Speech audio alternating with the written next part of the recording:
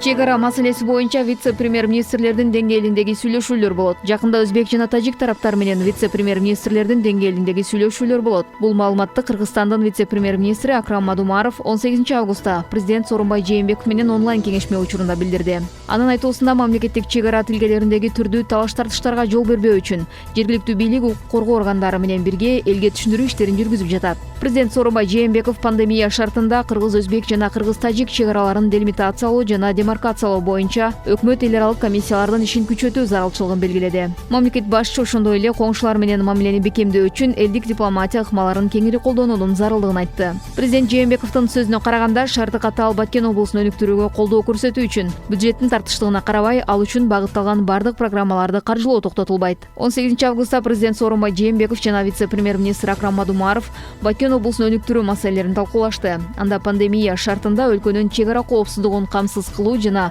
чек ара кызматташтыгын өнүктүрүү чаралары, ошондой эле Баткен облусун социалдык-экономикалык өнүктүрүү жөнүндө сөз болду. Президент Сооронбай Жээнбеков өткөн аптанын башында Баткен облусуна иш сапары менен келип, аймактын социалдык-экономикалык абалынан, чек арадагы кырдаалдан кабар алып кеткен.